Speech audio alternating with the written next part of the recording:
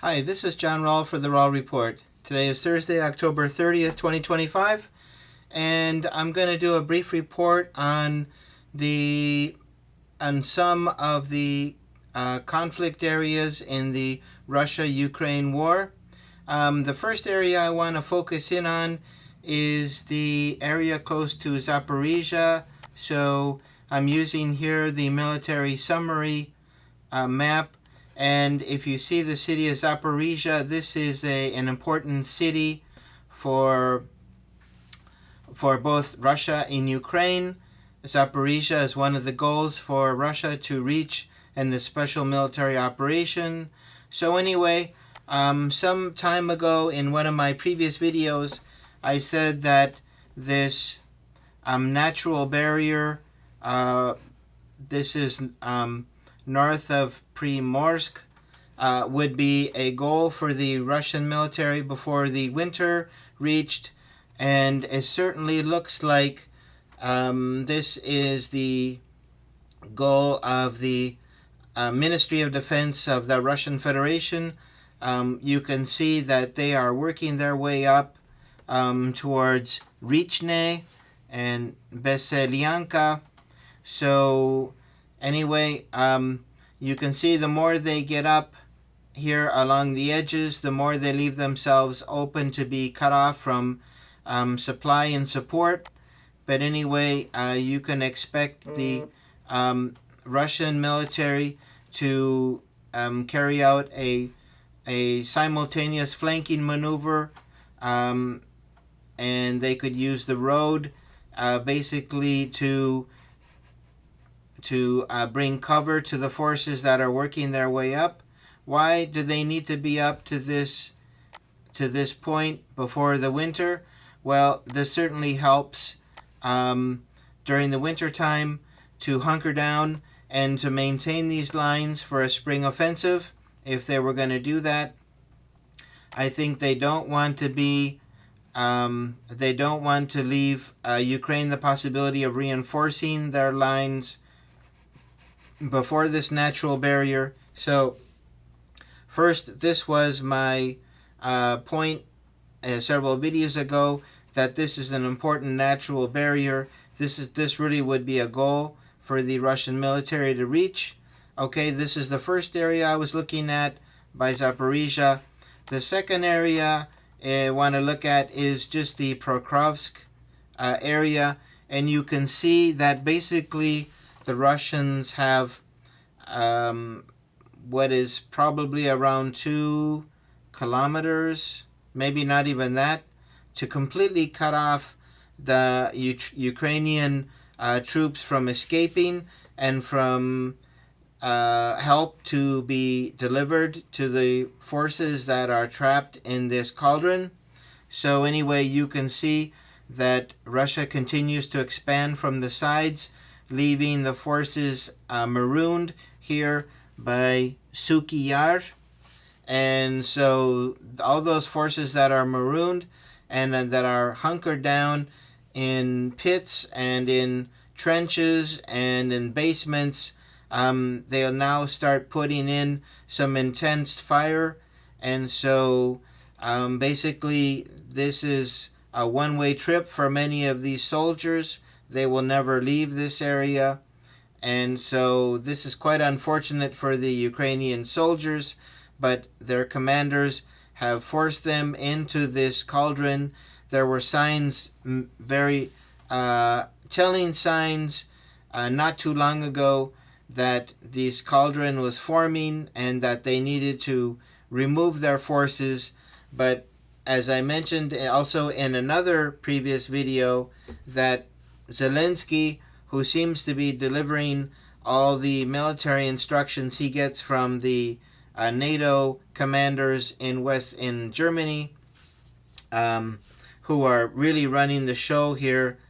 They are telling him, this is a key city, you can't lose it. So it's down to the last man.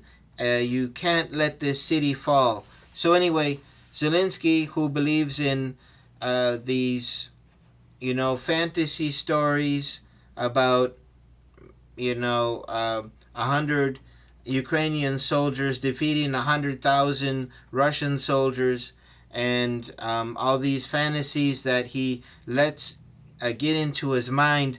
He really thinks that they have the chance to push the Russians back and to maintain control of this city. But you can see, it's just so obvious. So really what Zelensky should do is just tell them, okay, it's time for you to surrender, and then some of you will come back to Ukraine in one of the prisoner swaps, and then you can go back and help to, in their mind, defend Ukraine, which is really defend a authoritarian regime installed by the United States.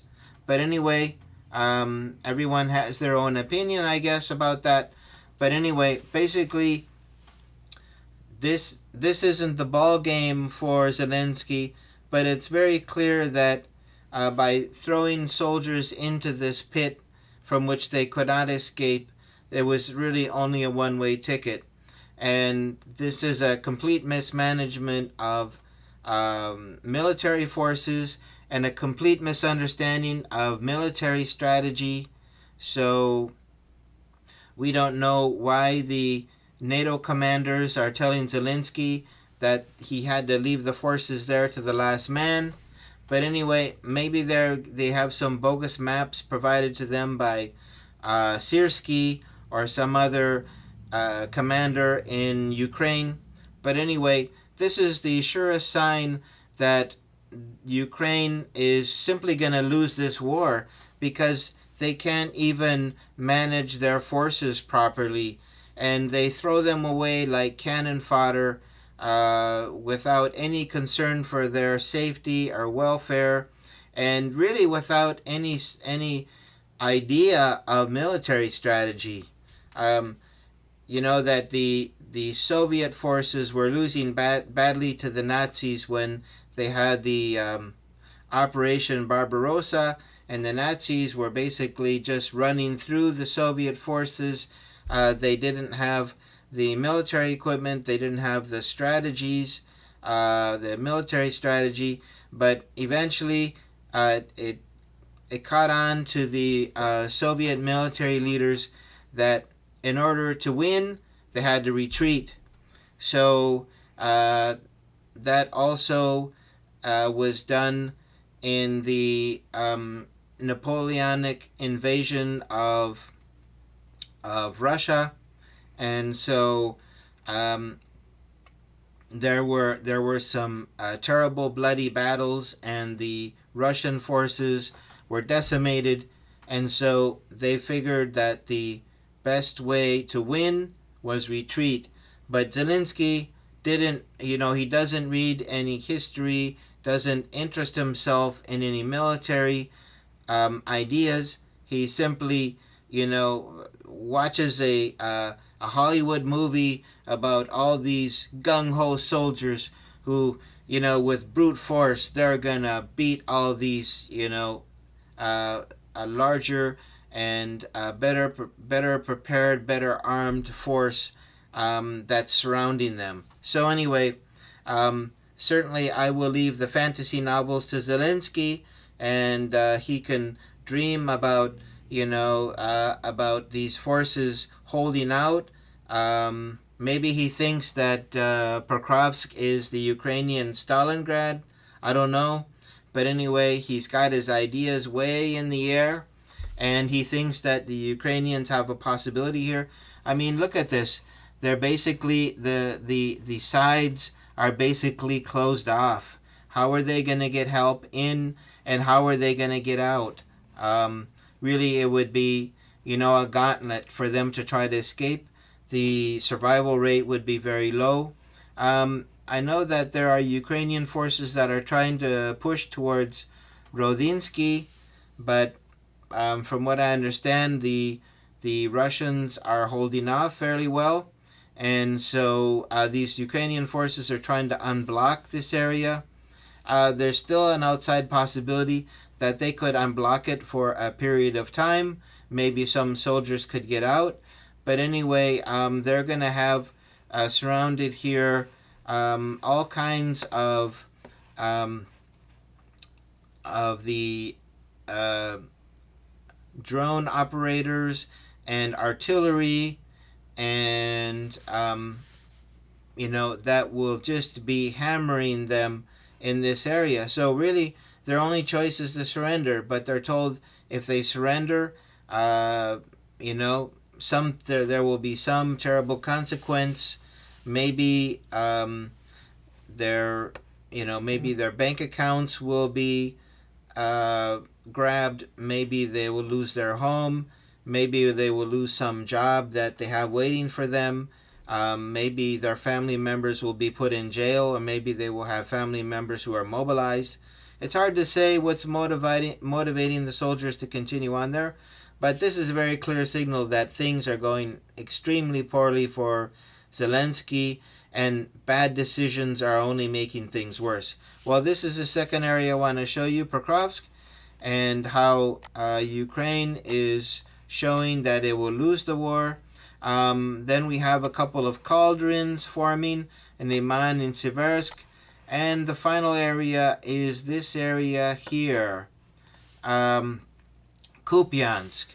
So Kupiansk is starting to form another cauldron.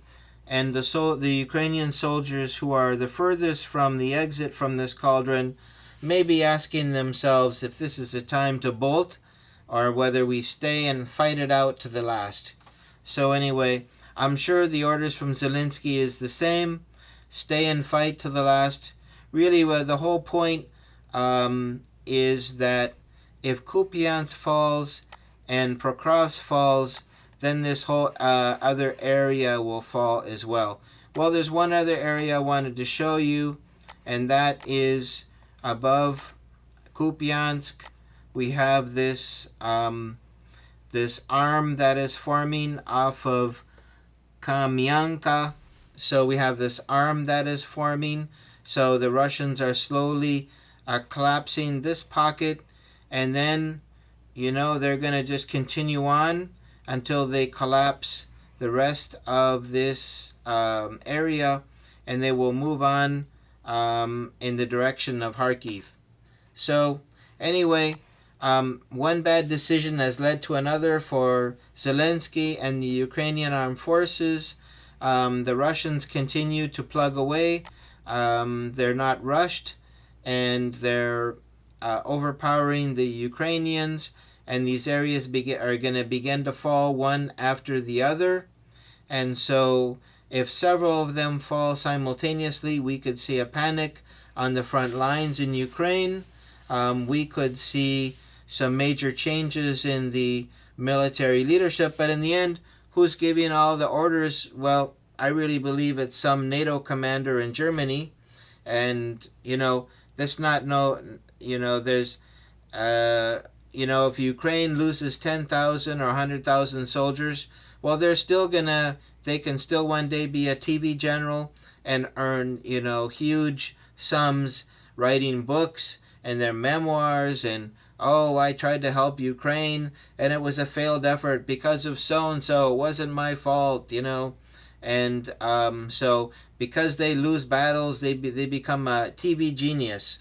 And so we love these TV generals, how they come out with all these strong words.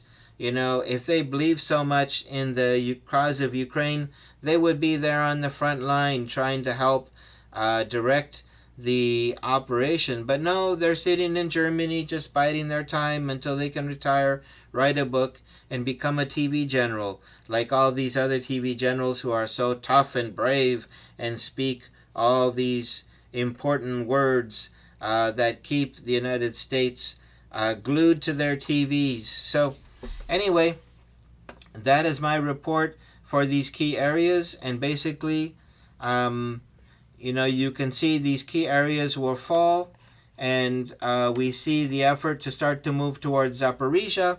So anyway, this wasn't a full frontline report, but I just wanted to bring you my point of view on how things are evolving. And so I don't see any good news for Ukraine for the moment.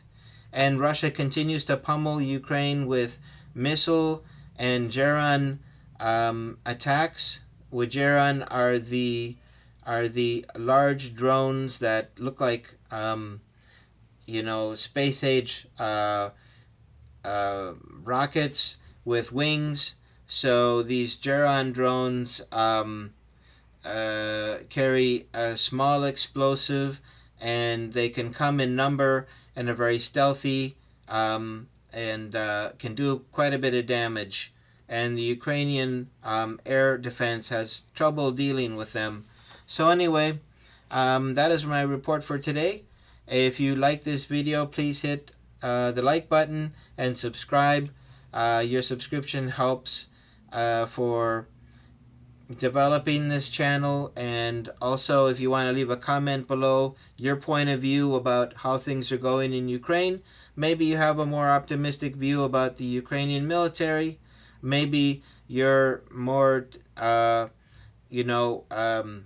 in line with one of these TV generals. I don't have anything against it. You're welcome to put your comment below, and we'll see what happens here at the end of the day. So again, thanks for joining me, and I hope you have a good day. Bye-bye.